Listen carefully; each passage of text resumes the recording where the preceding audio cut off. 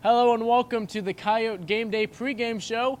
We have plenty to talk about, including a preview of the upcoming matchup against Southwestern, analysis of the win against Sterling last week, and even an interview with head coach Matt Drinkall. That's right. We've got a ton to talk about here from the beautiful Graves Family Sports Complex on the campus of Kansas Wesleyan University, so stick with us. First, we'll start by talking about the win against Sterling. That was 28-21, and the final game at Salina Stadium, as the next one on October 3rd will be played right here against McPherson for homecoming. But in that game, it was really led by Jake Curran, who had 421 yards of passing. Now, there's only been 3 occurrences where a Kansas Wesleyan quarterback has thrown for 400 or more yards, and Jake has 2 of them. Yeah, Jake Curran is a fantastic quarterback. He's a senior leader for this team. He's really grown in this offense coached by Matt Drinkall, along with some great weapons at the wide receiver position and players like Albert Geeson, Joe Vela, Mitch Kufal. Those guys will go out there, they'll run their routes right in. Jake just has to put the ball in the right spot, and he racks up those stats. Now the win was sealed with an interception with under a minute to go in the fourth quarter by Michael Guerrero, and this defense really just looks like a completely new team than they did last year.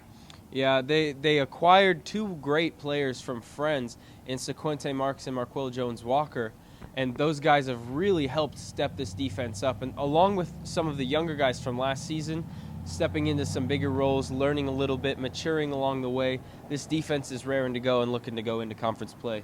Now that win puts them at 3-0 on the season, already surpassing last year's win total, and also earned them a spot in the NAIA Top 25 for the first time since 2012. They're in the number 24 spot, and we talked to some of the players at practice what they thought about that. Being my senior year, it's great to be recognized. Get respect now from from around the world or from around the country, from around this league. So it's awesome feeling. I mean, we're all happy, of course, but I think my freshman year we were ranked then too. But it's just another point for us to keep being motivated, keep working.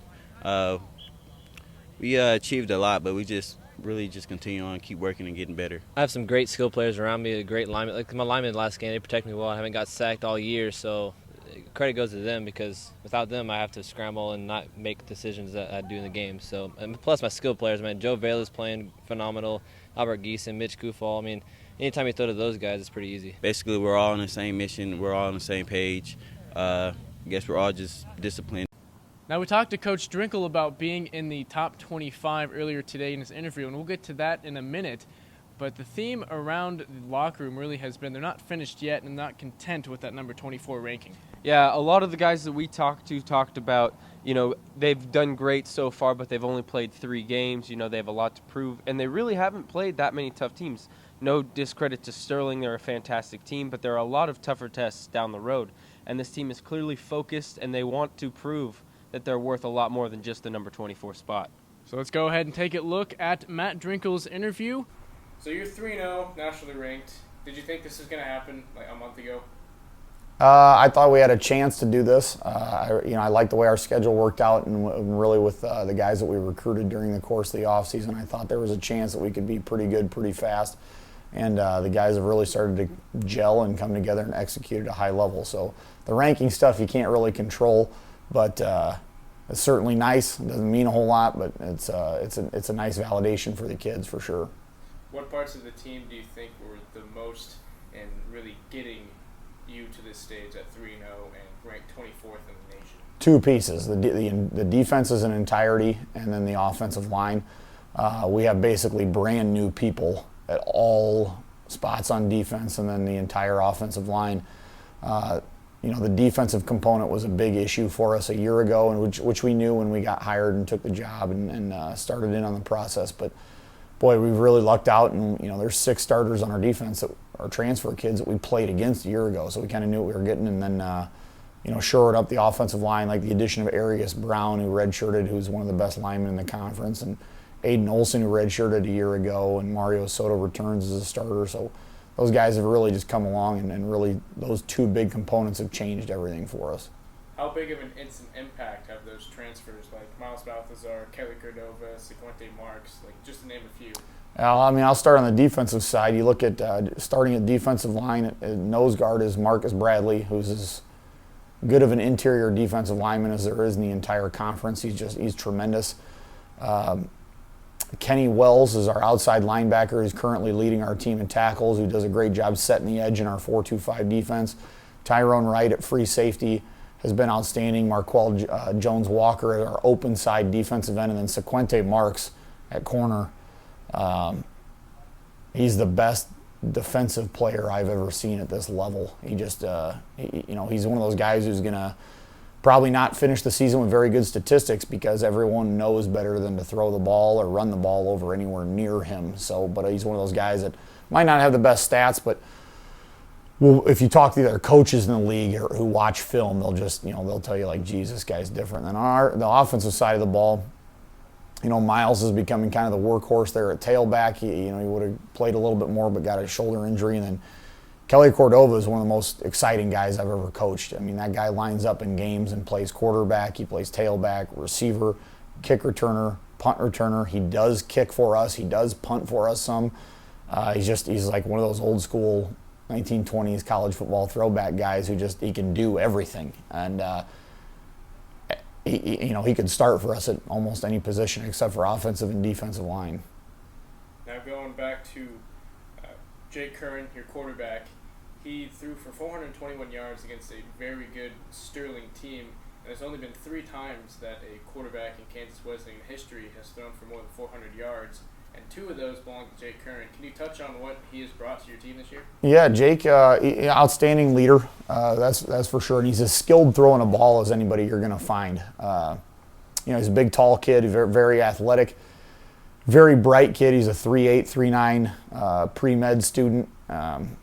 And what he's really done is he's relaxed a lot, and he takes what the defense gives him and understand that he doesn't, last year he had such pressure on him to make the play all the time, and we were typically behind in games, and right now he's running the entire offense. So where he's benefited a great deal is you bring in somebody like Kelly who can help out a lot of different ways, and then Albert Geeson and Mitch Kufal and Joe Vela on the edges have really blossomed and helped out, and just everything kind of coming together. And Jake gets to make a lot of the decisions as to where the ball gets distributed, even on run plays in our offense.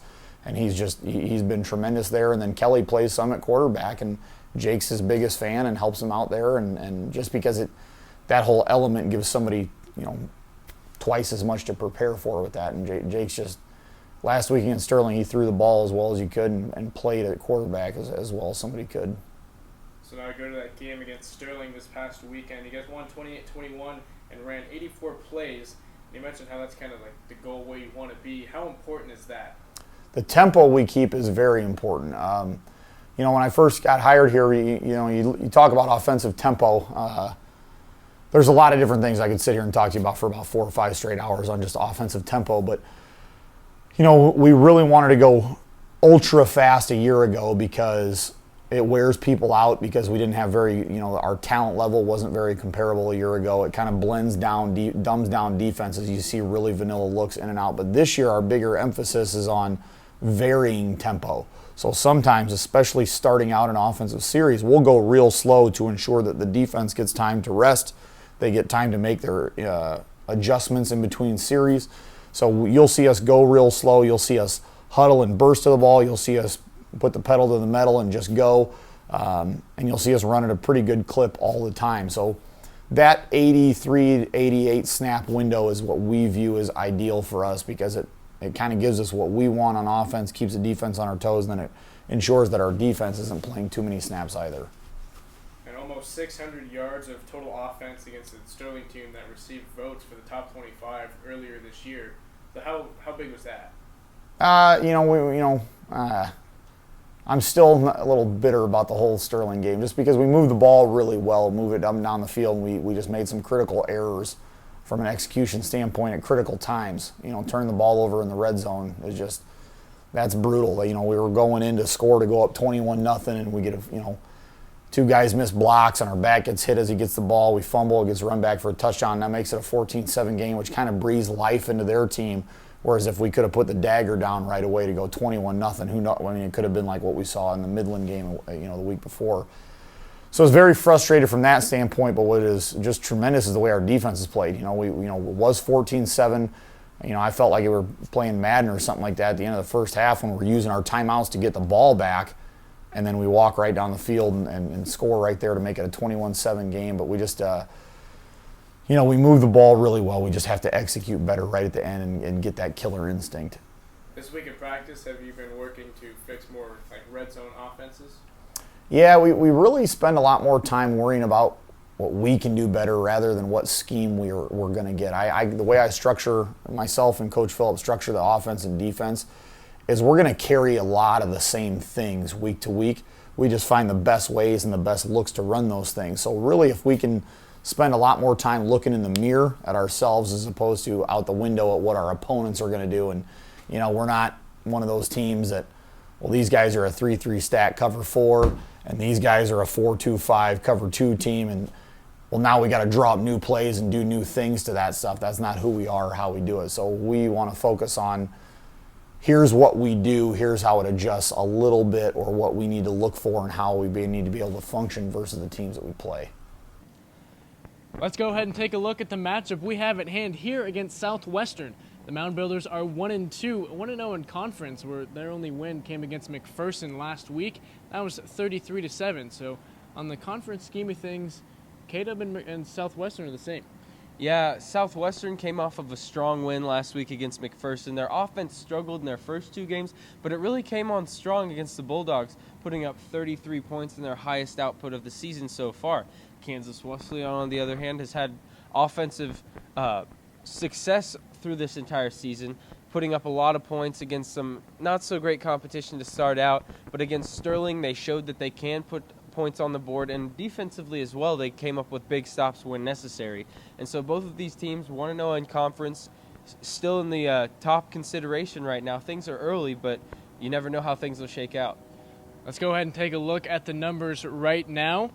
Southwestern on the offensive side of the ball, they're averaging 181 yards a game, opposed to Kansas Wesleyan's impressive 557. Defensive side of the ball, Southwestern gives up 288, and Kansas Wesleyan gives up more, 333.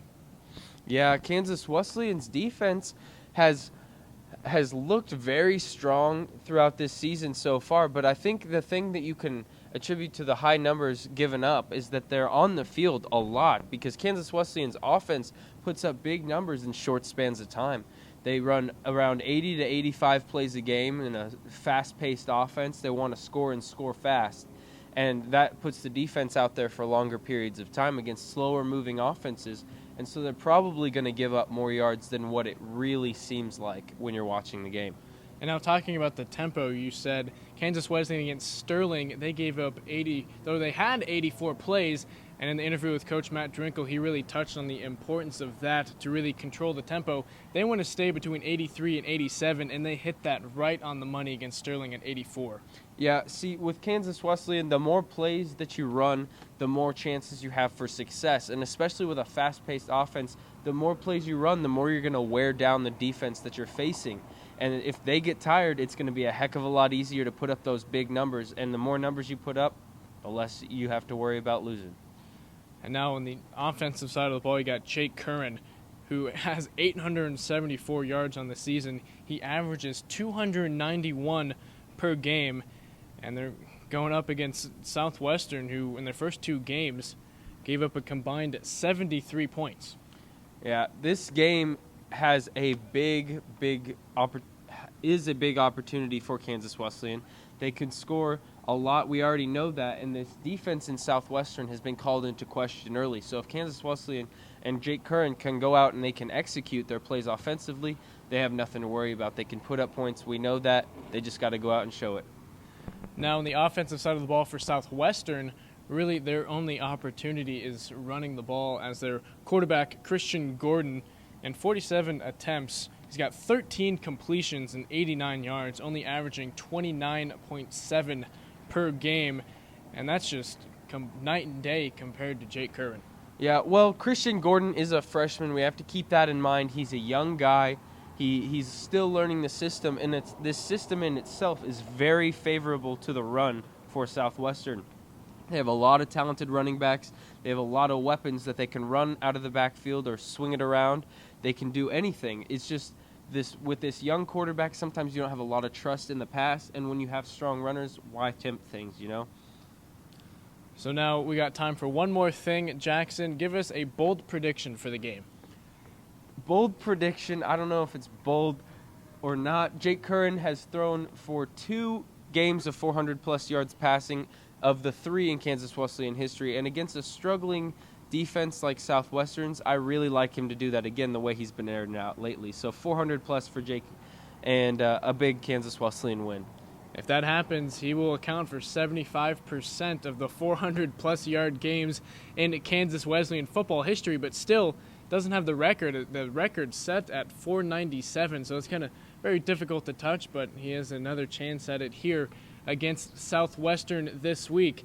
And you can catch that game right here on the Coyote Sports Network starting at 6 p.m. We're going to be down in Winfield covering the game, and you can also listen to it here on 104.9, part of KSAL. Listen to Mike Hammett and Travis Reese, the voice of the Coyotes.